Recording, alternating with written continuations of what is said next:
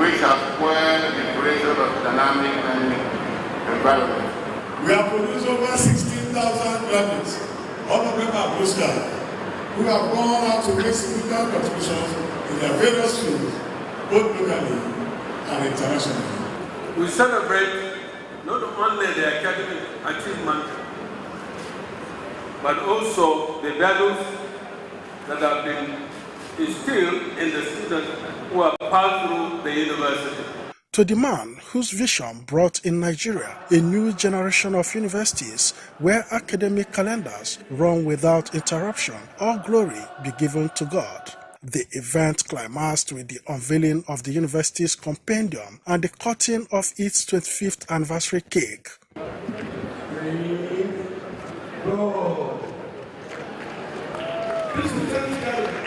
The event was graced by former governors, royal fathers, educationists, diplomats, and heads of federal agencies, including Director General of the Nigerian Television Authority, represented by the Zonal Director, Benin Network Center, Phil Obano. The Edo State Governor and Speaker of the House of Representatives were also represented at the event. In Okada, Ovia Northeast Local Government Area of Edo State, Jude Abugu, NTA News. The Tinubu administration has commenced the process to introduce the Nigerian Academy for Cultural Studies as a specialized institution to train individuals for innovative studies and the development of Nigeria's culture and history. The Specialized Academy, which is the nation's citadel of cultural training, has the approval of the National Board for Technical Education and Accreditation to run the program, leading to the award of National Diploma in Cultural Administration and Management, while its postgraduate diploma program is affiliated with the Nasarawa State University, KEFI. Already, accreditation and affiliation have provided opportunity for certification of individuals who have obtained the diploma to proceed for the postgraduate diploma program and eventually enroll for their master's degree. Executive Secretary, National Institute for Cultural Orientation, Niku Biodun Ajiboye, notes that the development is a pointer to the fact that Nigeria under the present administration has seen the need to embrace culture, and the Minister of Arts, Culture, the Creative Economy, Hanetu Musa Musawa, has also proved that the institution shall be situated in 4 geographical locations of Nigeria. And Nigeria is the first African country to join the Invictus Games, says Prince Harry, the Duke of Sussex, who honored wounded soldiers at an event hosted by the Chief of Defence Staff for the Sussexes, which kicked off with a round of volleyball. Defence correspondent Naja Atutijani reports the couple has since left for Lagos as part of the Invictus tour. Prince Harry's team takes an early lead. Eventually, they lose 25-21 to Team CDS. A banquet for the Sussexes follows the match, which aims to raise awareness about mental health and well-being of wounded soldiers. Nigerian soldier peacemaker Azua Ibulam, who lost his leg in combat in the northeast, and who is also the first African to win gold at the Invictus Games in Germany last year, is also on Prince Harry's team. For the first time, key players at the banquet witness a computer-generated image of a rehabilitation center for wounded soldiers. Seeing the plans for the new Invictus Center gives me goosebumps. It was and is a privilege to have Nigeria become the first African country to join Invictus, and it certainly won't be the last. I want to reiterate our unwavering commitment of the Nigerian government to the welfare of our wounded and injured soldiers. It gladdens our hearts to see how excited, how happy, how joyous our troops that were injured feel. A former army captain who served as a helicopter gunner in Afghanistan, Prince Harry founded Invictus in 2014. Since then, the Games have grown, promoting rehabilitation through sports. Naja Atutijani, NTA News. Members of the House Committee on Health visited the Federal Teaching Hospital in Lokoja, determined to improve the healthcare services in the country.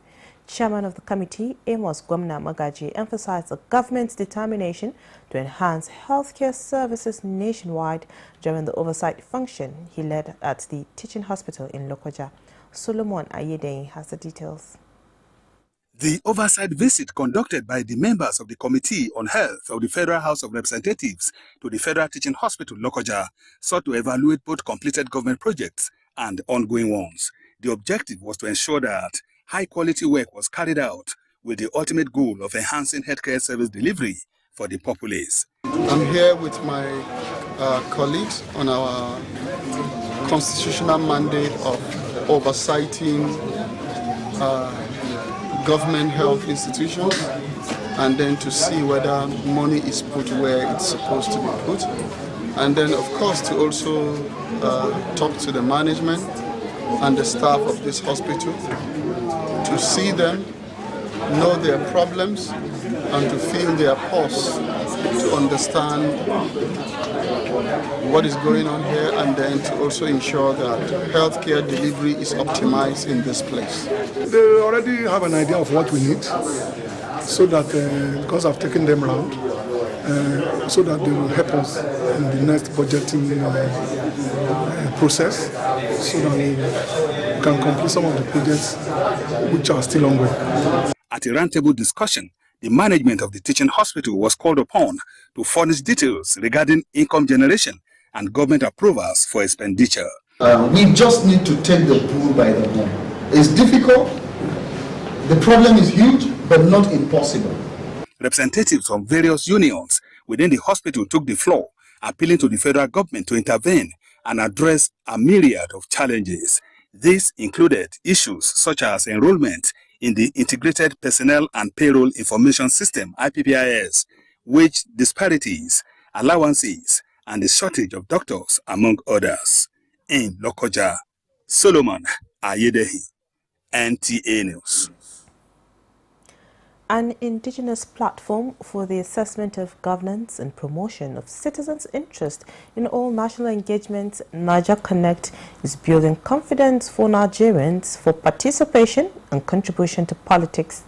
The platform is designed in 10 days, set out to aggregate citizens' concern and involve them in various stages of interactions with the government in driving solutions to burning issues in Nigeria, and render voice for projecting ideas that will encourage participation and enhance confidence in governance.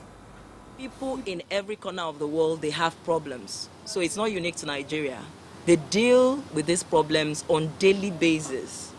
What determines the consistency of the problems across the lands is resilience of the people towards finding solutions and a resolve towards a common purpose. The body appealed to Nigerians to foster unity and deepen consultations in refocusing citizens' thinking and actualizing the true dreams of the Nigeria project. We'll take a short break now. More reports when we return. Stay with us.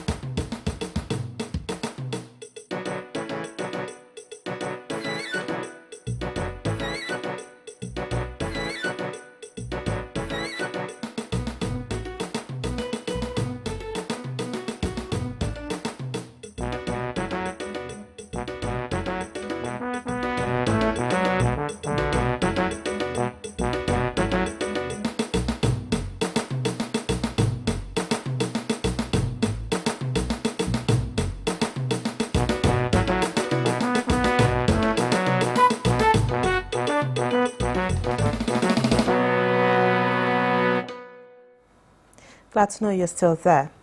The Nigerian Customs Service, Adamawa and Taraba States Command has intercepted petroleum products worth over 10 million naira along Nigeria-Cameroon border. Simon Asha reports that the items paraded were intercepted in 5 different operations within 2 weeks. illegal trading, especially smuggling in and outside territorial borderland of the country, has affected the socio-economic development of the nation, and if left unchecked, will continue to jeopardize growth of the society. Conscious of this, the Nigerian Customs Service, Adamawa and Taraba State Command, through its anti-smuggling operation, has seized 12,495 liters of premium motor spirit, PMS, a Mitsubishi truck, and a motorcycle that conveyed the product heading to Cameroon Republic. The Customs Area Controller, Adamawa and Taraba State Command, Garba Bature Bashir, says the command will not relent but committed in the fight against the menace of smuggling for the betterment of the society. In the period of 2 weeks under my leadership, had recorded 5 incidents of interception of premium motor spirits on its way to the neighboring country, Cameroon Republic. The intercepted and seized PMS plus the means of conveyance are valued at 10,871,496 naira 25 kobo as the duty paid value. The controller urged the general public to provide timely and vital information to the command to nip in the bud smugglers and smuggling activities at all times. In Yola, Simon Asher, NTA News. And still from Yola, traders affected by the fire disaster in the town market are now breathing a sigh of relief following the assistance they received from government and individuals. The recent donation came from the governorship candidate in the last election in Adamawa State, Aishatu Ahmed Binani, who donated food and non-food items to them. Again, let's hear from Simon Asher. The fire disaster that gutted Yola town market about 3 weeks ago left in its wake destructions of property among other valuables worth millions of naira. The inferno has left the traders in pathetic condition and counting their losses, especially Hassanatu Babillo, a widow and a mother of 7 who lost everything during the fire outbreak at the market. However, with a share of food and non-food items to include 150 bags of rice, 100 bundles of zinc, 250 sheets of ceiling, 150 bags of cement, nails, among others, by Senator Aishatu Ahmed Binani to a delegation, respite has now sufficed for Hassanatu among other traders at the market. We thank her for the gesture. The chairman, Gamzaki Traders Association of the market, Ali Kachala, receiving the items on behalf of the traders, thanked Senator Aishatu Ahmed Binani for coming to their aid at this moment of need. Leader of the delegation and the APC Zonal Vice Chairman, Adamawa Central Zone, Isa Bakalchi, says the gesture by the senator is to cushion the effect of the unfortunate act, thereby giving them a sense of belonging.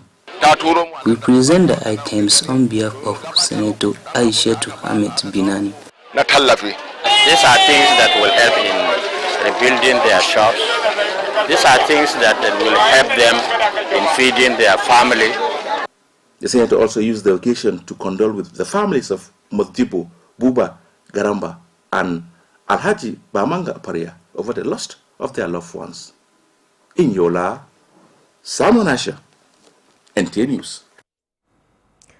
President Bola Tinubu extends warm congratulations to Pa Ruben Fashoranti, national leader of Afenifere, as he clocks 98. President Tinubu joins family, friends and associates to celebrate a paragon of integrity and fearless leader that always prioritizes national unity, peace and development. The president extols the sacrifices and painstaking contributions of the elder statesman to the development of Nigeria as a veteran teacher, seasoned administrator and exceptional politician.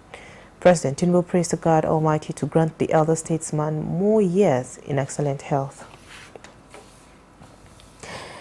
And in a similar development, the Pan-Yoruba Socio-Cultural and Socio-Political Organization, Afenifere, has expressed gratitude to the Almighty God for the life of its leader, Pa Chief Ruben Famuyide Fashoranti, OFR, who clocks 98 this Saturday, May 11, 2024.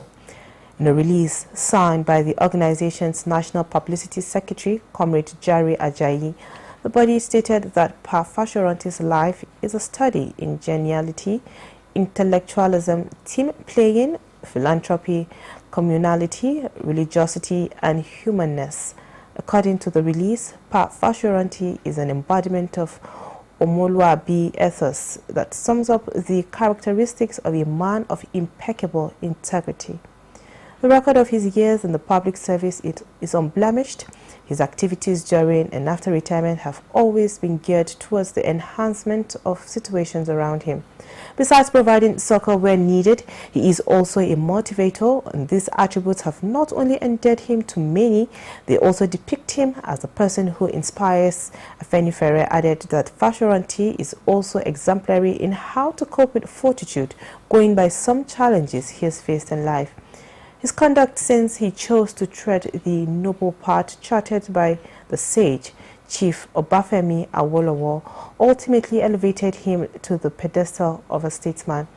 While calling on the young ones to emulate the attributes of the Nigerian, the statesman is rejoicing that the leader attains the ripe old age. Afenifere prayed for many more years, possibly decades for him, in years to be lived in good health, peace of mind and contentment. The National Working Committee of the People's Democratic Party, PDP, at its 586th meeting in Abuja, has called for unity and reconciliation among its various stakeholders. This is coming ahead of the forthcoming governorship election in Edo State. Timothy Yusuf reports. Following what the People's Democratic Party described as successful National Executive Committee meeting recently, two major tasks now ahead: governorship elections in Edo and Ondo states. Debo Ologuagba, the National Publicity Secretary of the PDP, said the NWC enjoined all leaders, stakeholders and teaming members of the party in Edo State to, in the overall interest of the people and the party, close ranks and work together for the success of the forthcoming governorship election in the state. The NWC, he noted, considered the reaction and or statement credited to the National Vice Chairman South-South, Chief Danobi, on the membership of the Edo State Governorship Election Campaign Council, and that after a thorough review of the issues and in the spirit of unity and reconciliation, the National Vice Chairman South-South, despite his initial displeasure over the constitution of the Edo State Campaign Council, reconsidered and accepted his inclusion and membership of the Campaign Council. NWC urged the people of Edo State to continue in their support and solidarity for the party and governorship candidate Asue Ighodalo. All party members to continue to work together for the success of the party, for the benefit of Nigerians, and the sustenance of democracy in our country. The National Working Committee, NWC, also during the meeting revisited the issue of the Ebonyi State Caretaker Committee and reconsidered the imperatives of bringing all stakeholders of the party in the state together. Timothy Yusuf, NTA News. The National Population Commission is strategizing on how to meet demographic demands that will facilitate progress of all major themes of the United Nations Sustainable Development Goals for Nigeria and re-examine the status of the country's long-awaited population and housing census at a management retreat in Uyo, Akwa Ibom State. NPC Chairman Nasir Isa Kwara says the retreat is an intensive discourse on the structure and operations of the Commission for an improved service delivery. Olushaya Dabo reports. Nigeria has over time been faced with substantial demographic challenges, and here the management of the National Population Commission, NPC, from the 36 states of the Federation and FCT, joined by the members of the Senate Committee on National Identity and Population, wants to critically stray standard operational procedures in generating demographic data for national planning purposes. The Commission is contending with a rising national and international expectation for accurate and relevant data for the purpose of planning and policy making against the backdrop of dwindling resources. This retreat, therefore, offers practical solution on repositioning the Commission for optimal performance. And comprehensive population data is the guiding of effective governance cannot be overemphasized. And our presence here today signifies a collective dedication to these values. Mary Afan is a federal commissioner from Plateau State. For her and other participants, this engagement will arm them with required knowledge for subsequent tasks. Immediately after the training, I have to go back to